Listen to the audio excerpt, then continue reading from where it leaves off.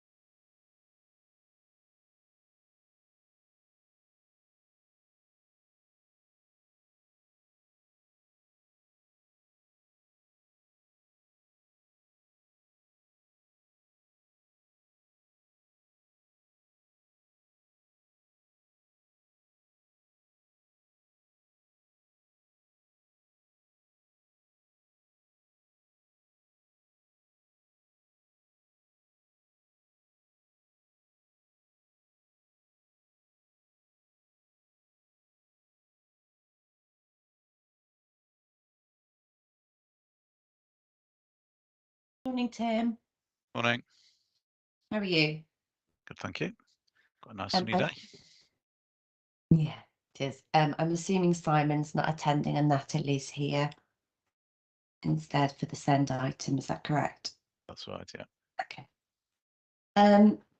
Shall we make a start? I'm just trying to see who we've got. We don't seem to have many people. A record low attendance at the moment, Claire. I know. Must be something you said.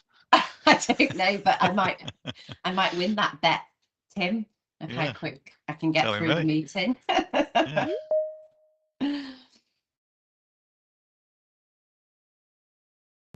Morning, Heather.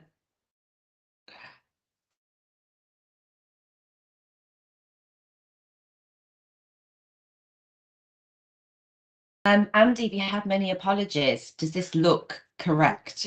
Well, no, it doesn't look correct because we've had very few apologies. Simon's apologised, Darren Lennon's apologised, Sarah Roberts apologised, but Rebecca Nash is standing in. Thanks, Rebecca. Michael Scott apologised very late on because he got dragged away to something else. So Ollie Poynton's standing in for him. Yeah, he's on. So other than that, there's quite a few that should be here that haven't apologised and have accepted the meeting, but I'm not sure, Andy, if Rachel Cook normally comes. They've got Ofsted at Newdale, so yes. Yeah, that's right. Yeah. So that will be where she is. So there's Robert Fox, Lee Hadley, Mandy Louise Dallywell doesn't tend to come. Penny, Angus Louise doesn't tend to come. Hello. Morning, Hello. Heather. Who are the other secondary reps? We only have the one, which is Angus, who's the secondary schools rep. He didn't attend last time. Is he? Did he accept the invite, Andy? I think he did. I didn't have anything saying declined.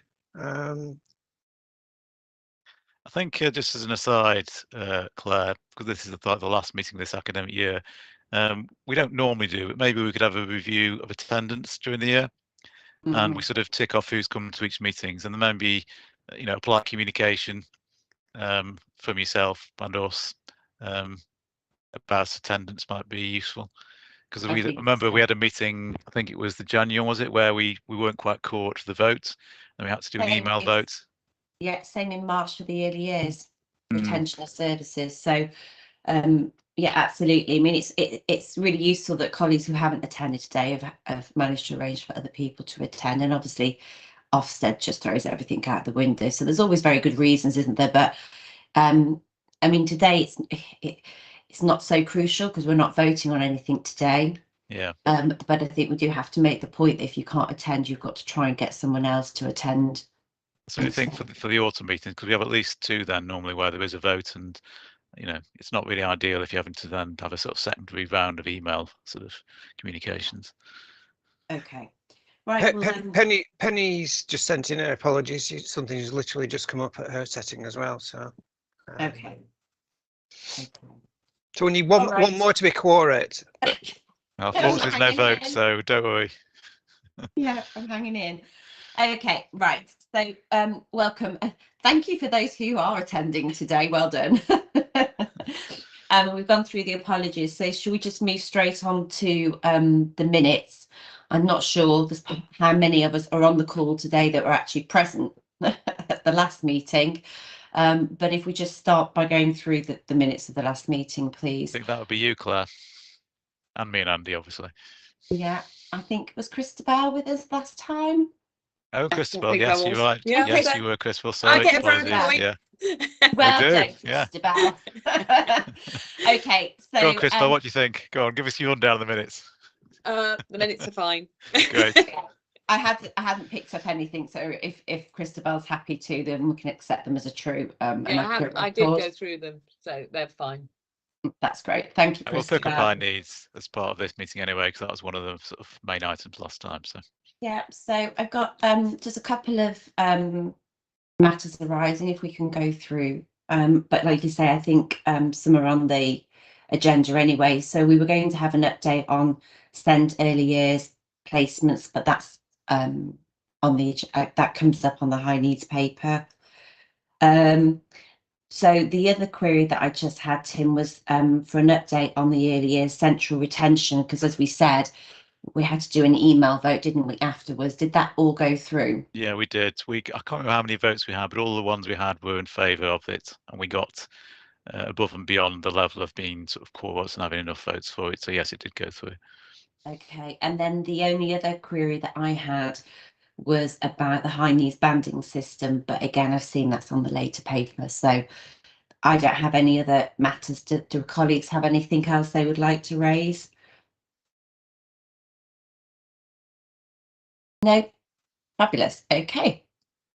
So let's move on then. Tim, do you want to take over dedicated schools grant?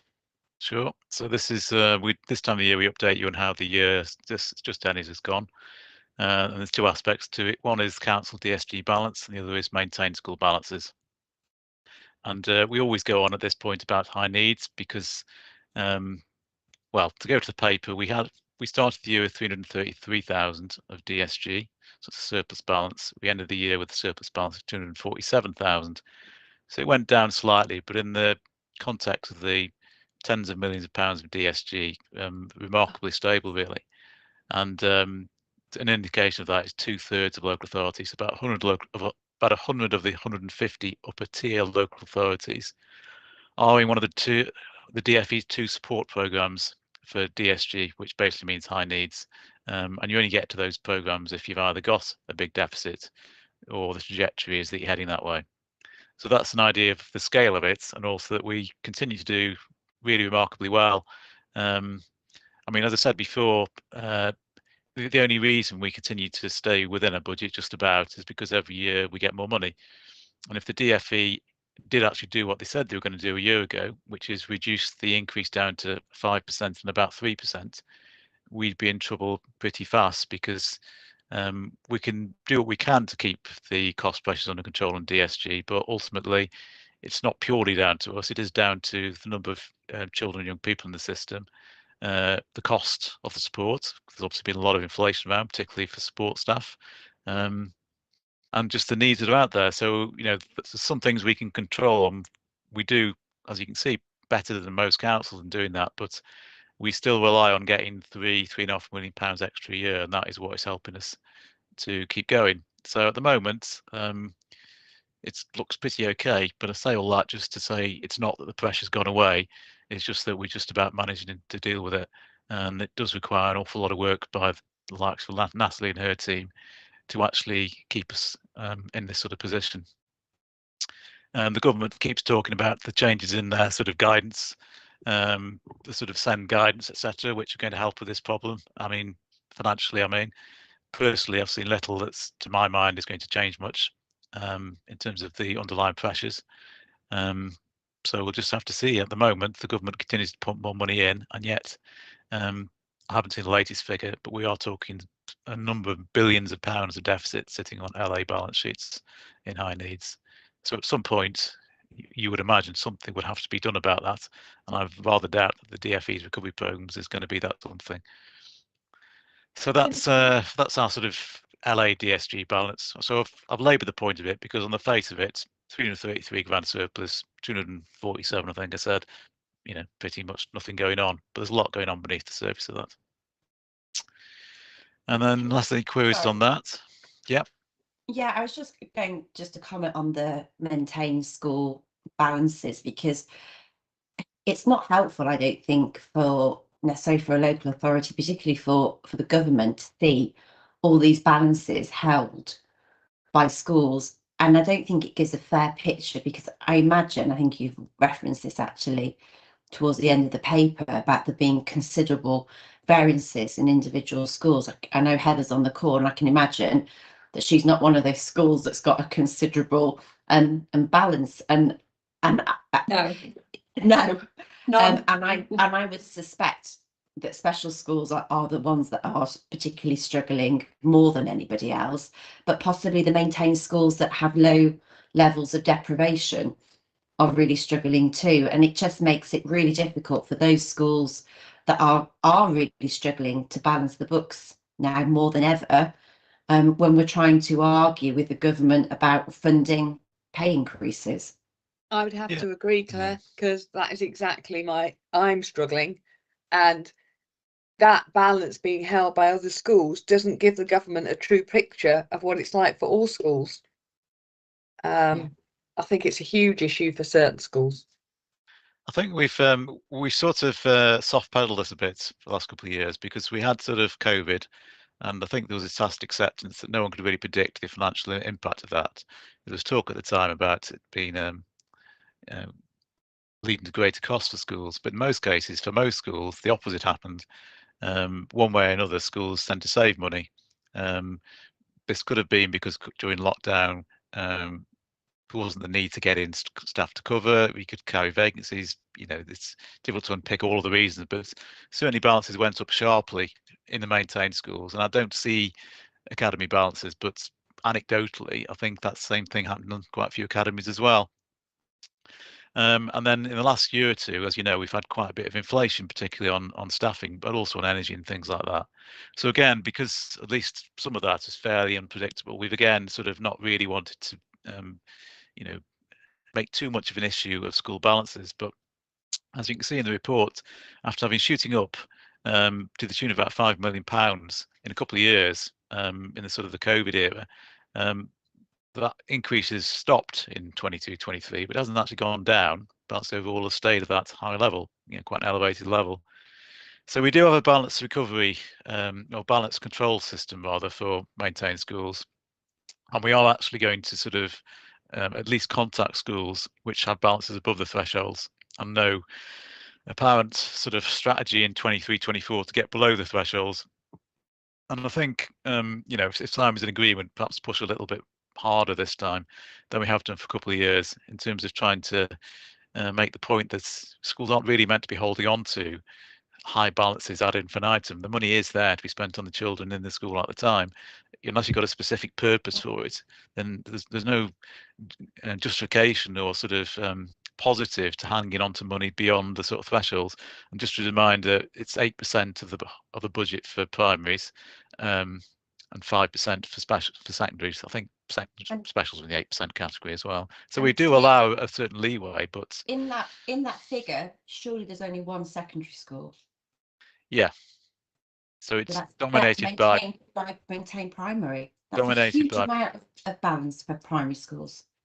It is. I mean, we've got Two secondary. yeah, sorry, 2 Okay. secondary, 3 special, 1 Pro, and probably about what are we down to now, 50-ish, bit more than 50 primaries, would you say, Andy? Something like that. Just going to give people an idea what this works out as an 53. average. Okay, so 53 we've and got two nurseries. so let's say we've got about 60 schools in total, you know, overall. So £12 million by my simple math is 200 grand per school. Now, clearly, you know, this is sort of skewed by some people having, you know, considerably more than that. You know, we haven't got schools with, well, yeah, by and large, schools don't have significant deficits. As I say, there's always the odd exception, but by and large, but it's an awfully high average, it seems to me, for schools. I mean, this does include as well, I think I'm right saying, the £12 million is revenue balances. So it does include money that's still held for single status. Yeah. And I think there's about, is it £2.5–3 million, something like that? I think it's just short of 4. Okay, so it's, yeah. On Okay. paper, it's got 3 for single status, 9 for Yeah. revenue. Yeah. Okay. There you go. So yeah, so okay, so £3 million is single status, and the council stopped giving specific advice to schools about holding money back, but you wouldn't advise schools to not have it, because at some point if it comes in, we do expect extra costs. But having said that, there's still an awful lot of revenue balance if you're coming out about 200 grand per school, in the context that most of those schools are primary schools. If it was a secondary dominated figure, £200,000 per secondary, you know, it sounds a lot of money, but in the context of a secondary budget, which can be, I don't know, £8 million, something like that. So, you know, it's not mega bucks.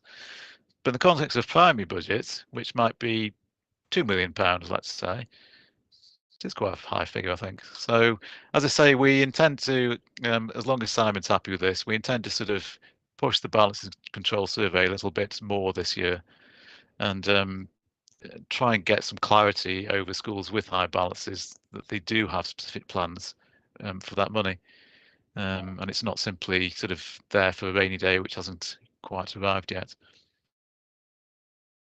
Okay. Any other comments, folks, on the DSG? Only from special schools point of view, because I think we're all in year deficit. I'm in deficit.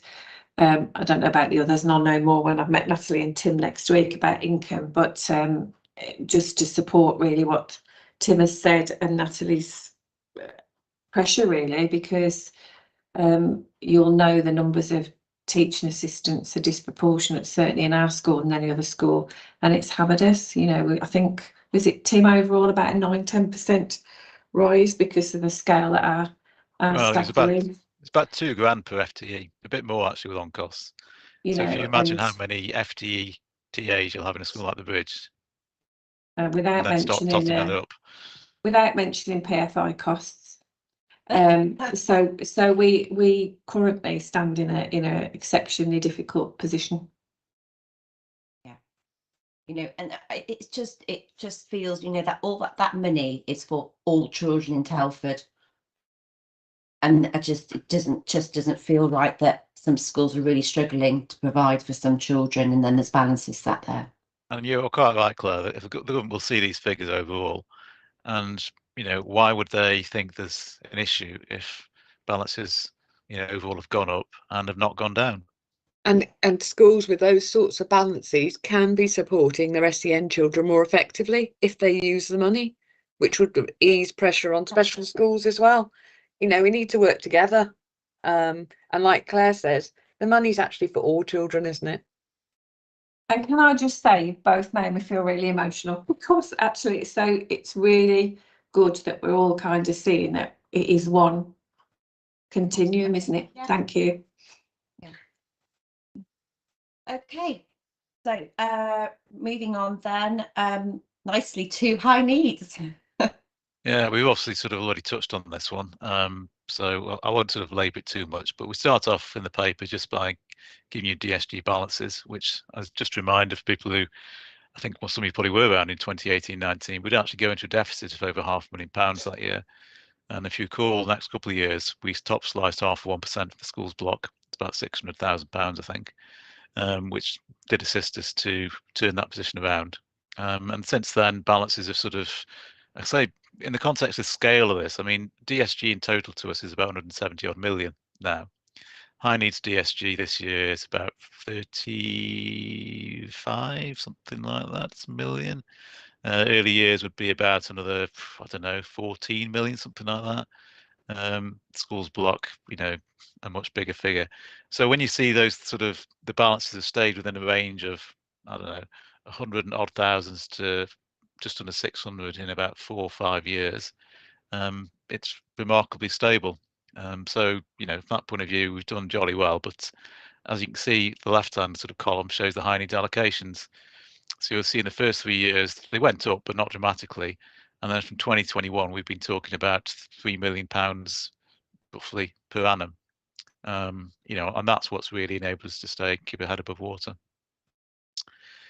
So as I said before, the government's sort of 5% was blown out of the water by inflation. So we got about 10% increase, 11% this year, because the government could see that, you know, that was the kind of level of cost pressure. I don't really see that as being particularly real terms increase. I think that was just about enable us to keep up.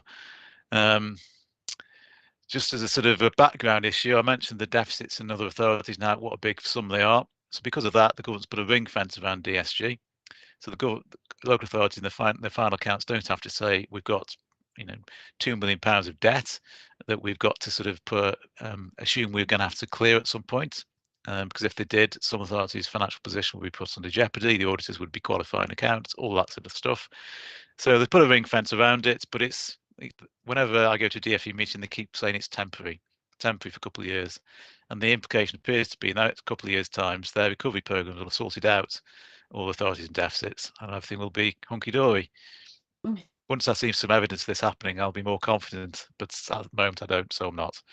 But we will see.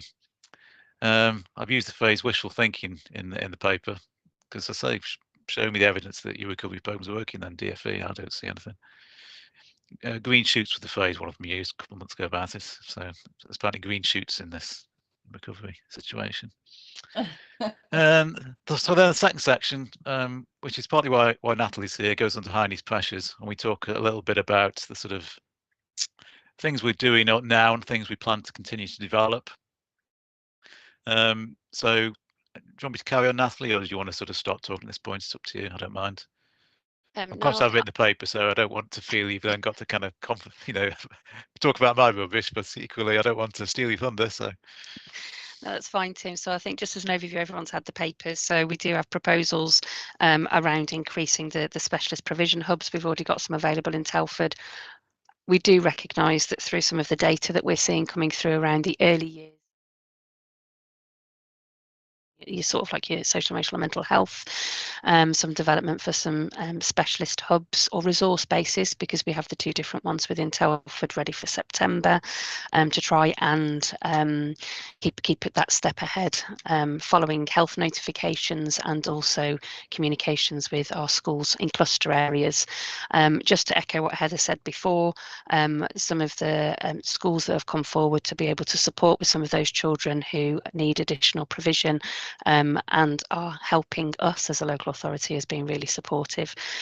So we've got those additional specialist hubs. We've also got an additional secondary hub planned for autumn 2023, because we know that there is a bulge coming through from those primary provisions with Old Park and Hollinswood.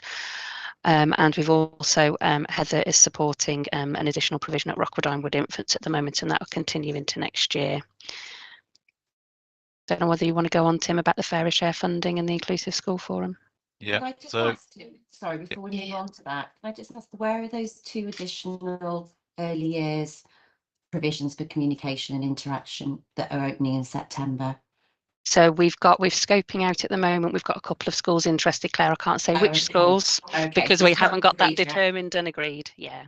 And again, just on that early years point, I raised this with Simon some time ago, not in this forum, but through primary heads.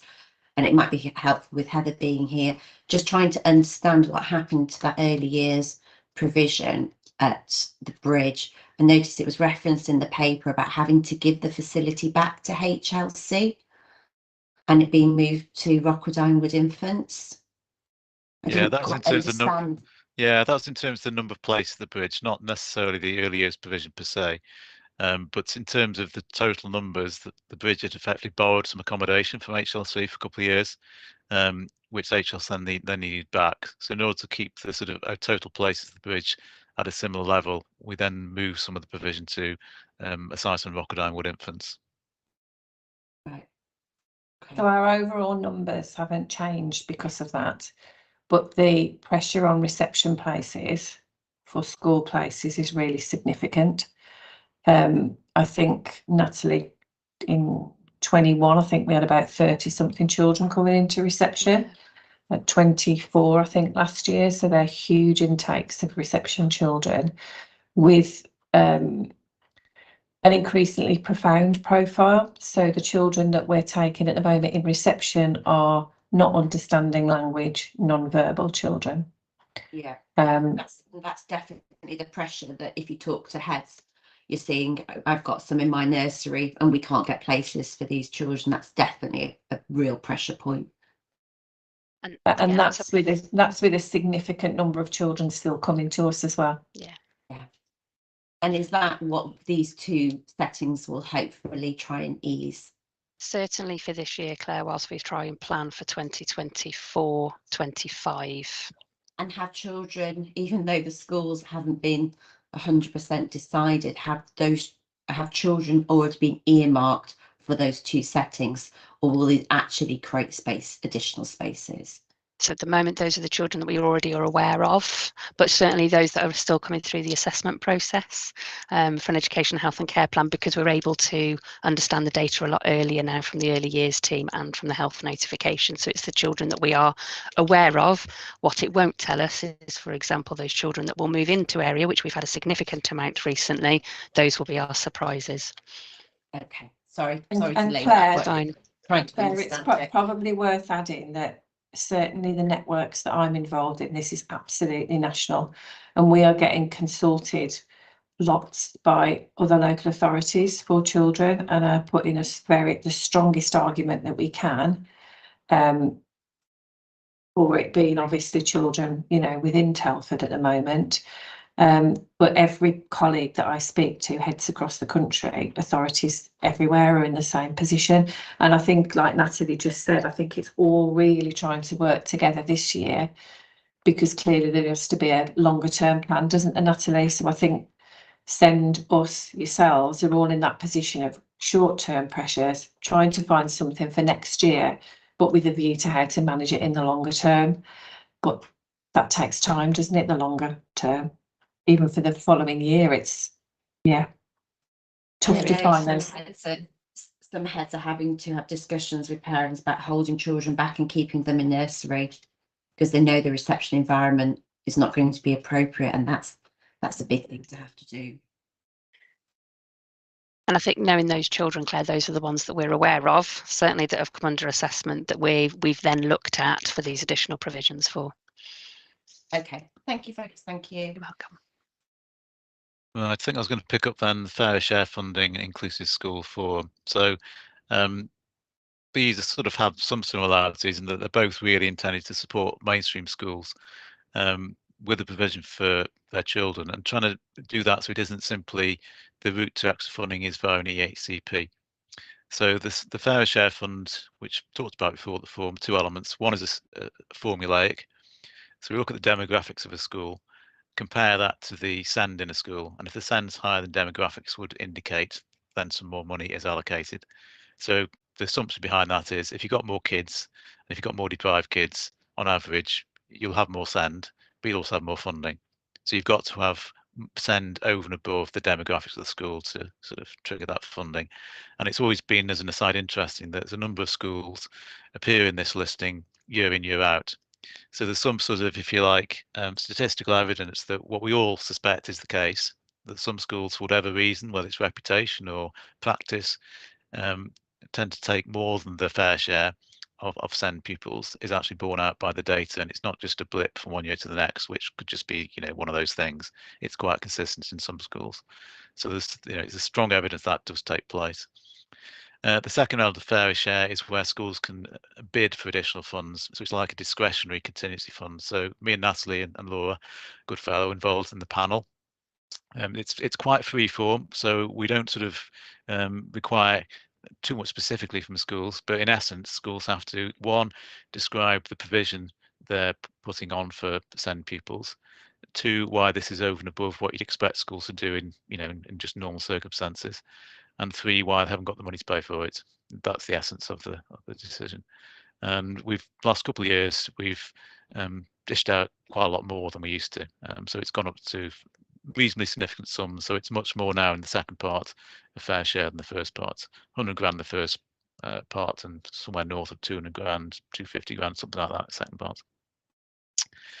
And then the other aspect, which again is trying to sort of encourage inclusion in schools by, well, and effectively trying to offset any financial penalties that schools can perceive they get if they've got send pupils above the sort of the average, is inclusive school forum funding. So we wanted to get away from the, as I said, the route to getting more funding for pupils was always going to be EHCP down this sort of statutory route.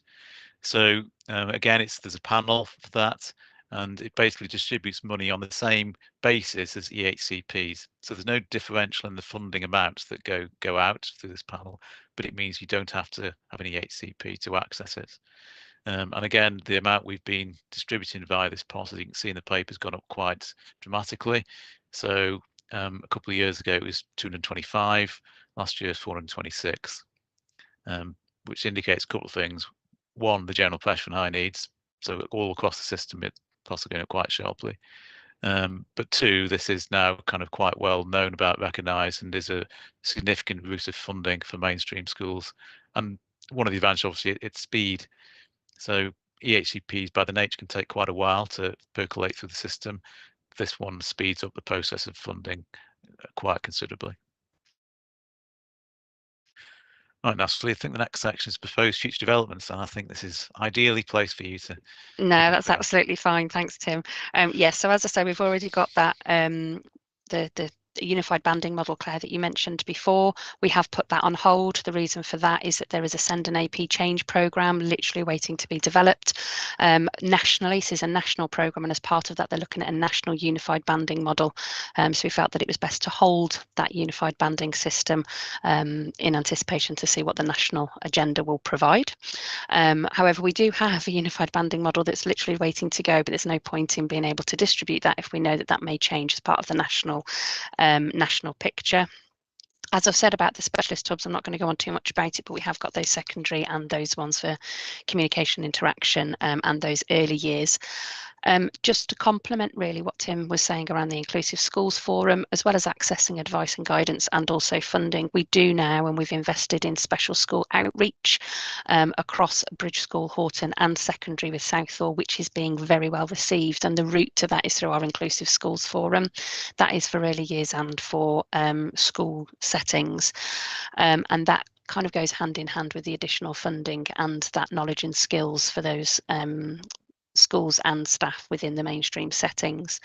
There is ongoing work that Heather has been working hard on with the Seven School Training Alliance and also the LSAT team on a skills and progression tool, because we recognise around those early years pressures for those children that have limited communication and needs within these mainstream settings.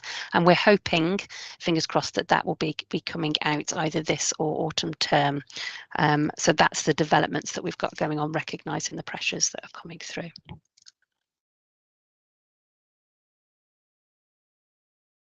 Any questions? Heather, you might be able to allude if there is any. Sorry, Natalie, you keep breaking up for me. Sorry.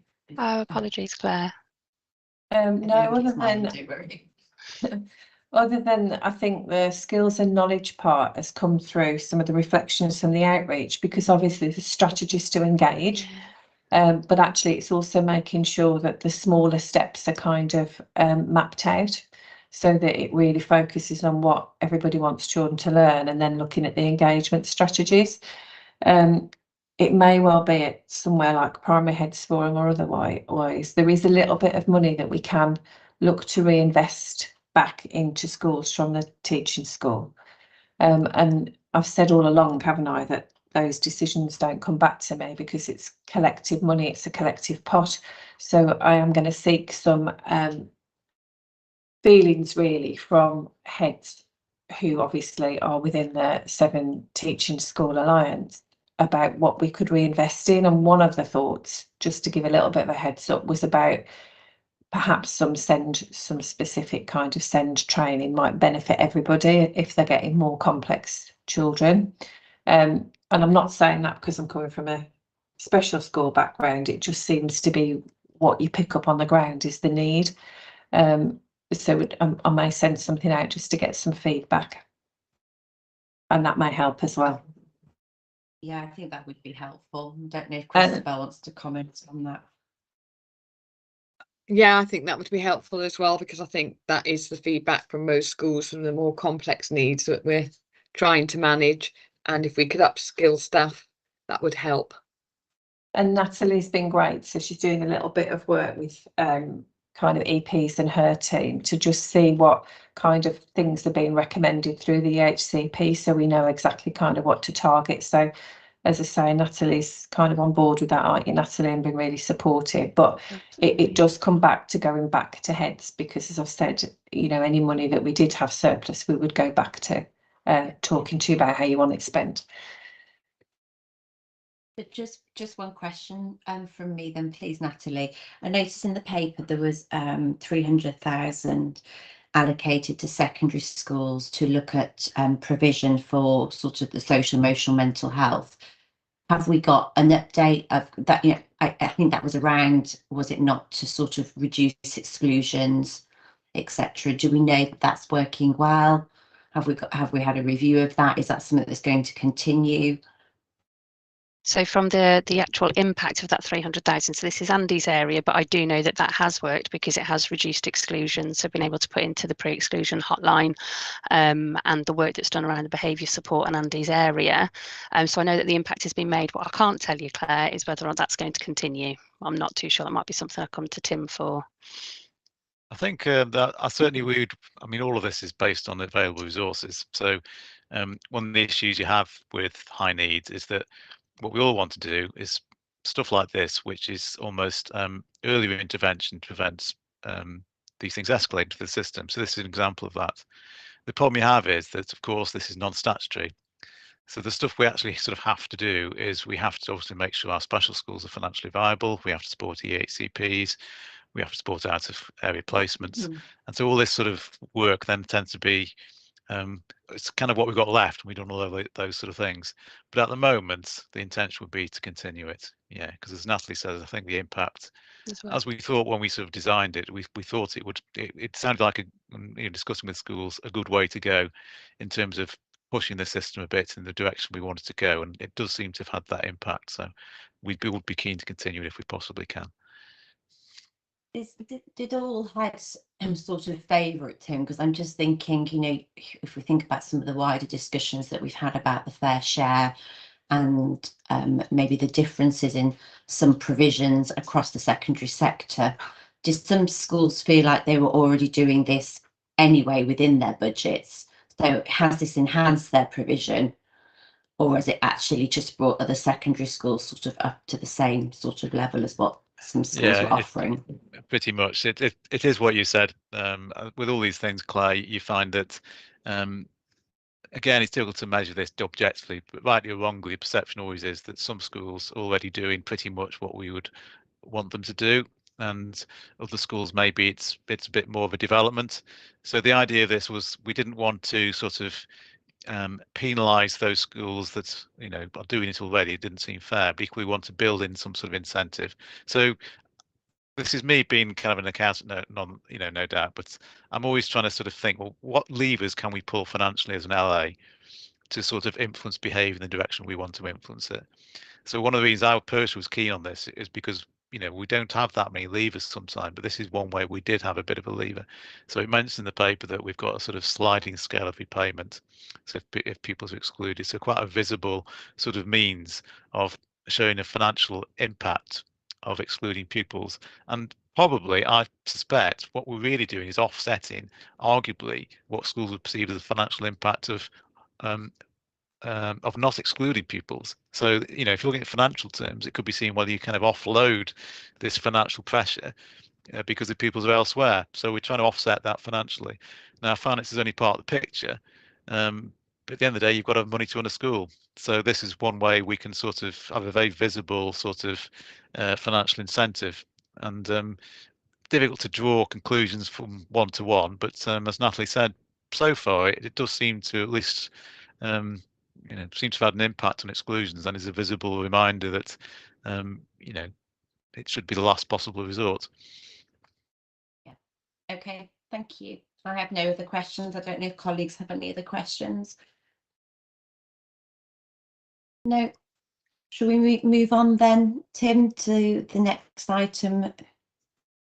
I'm sorry, I've lost my agenda. Was this around apprenticeships? Apprenticeships pay, Level. yeah. So this only applies directly to maintained schools, but the council sort of post-election has announced a policy of increasing apprentice pay. So it eventually will get somewhere around the level of the national living wage. So until 22-23, the amount per hour, which I'm just going to, was £4.81. And what the council is doing is raising that to £6.83 in 23-24, and then intends to raise it to £9.84 in 24-25.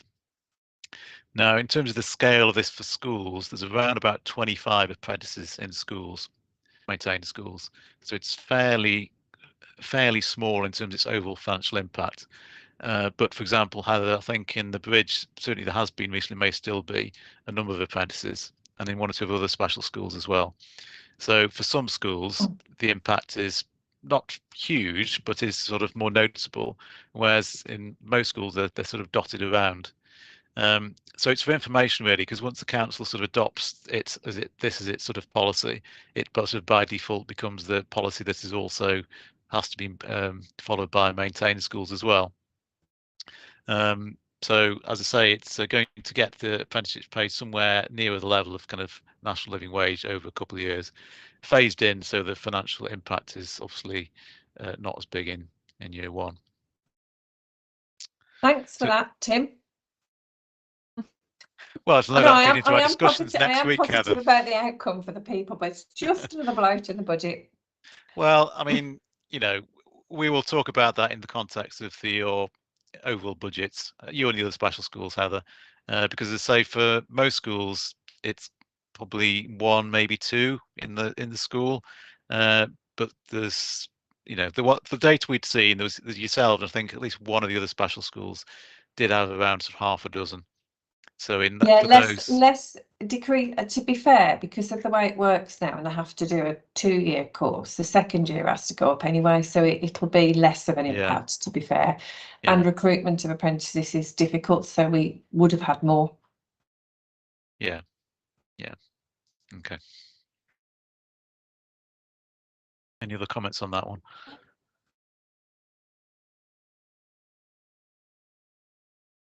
Okay, thank you, Tim.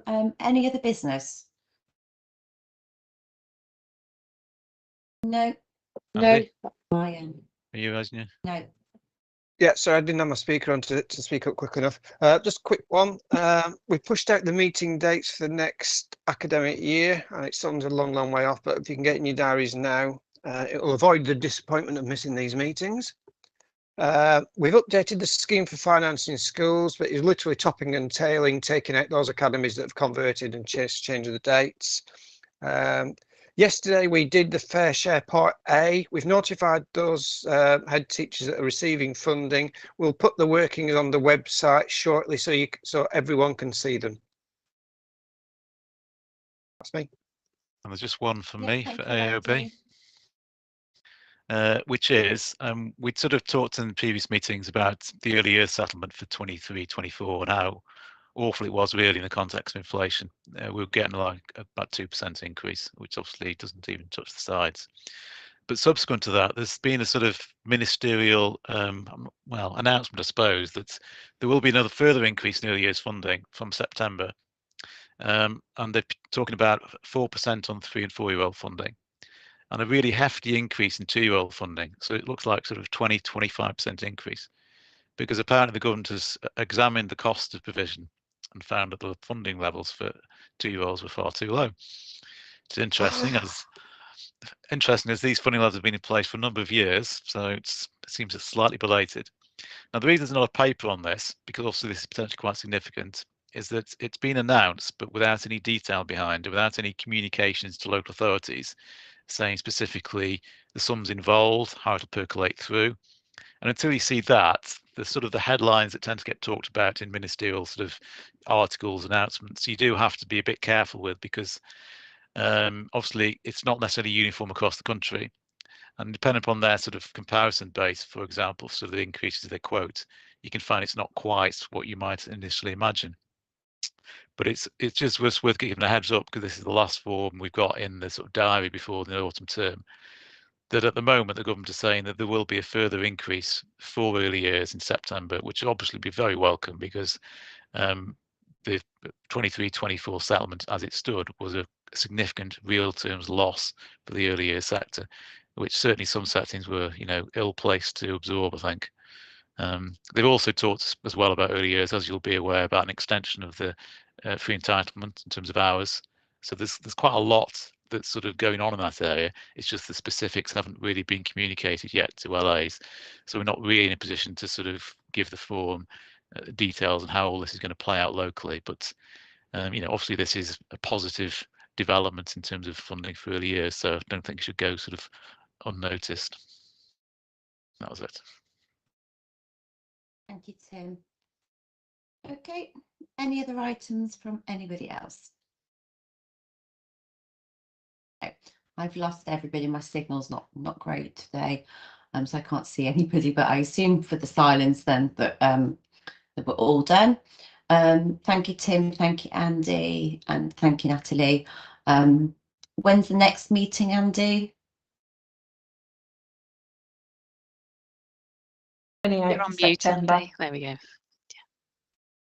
I know that wasn't Andy speaking, but it's the 28th of September. Right, okay, well, we'll see you all in September. Have a good break. Feels a bit weird saying that in May, but see you all in September. Bye.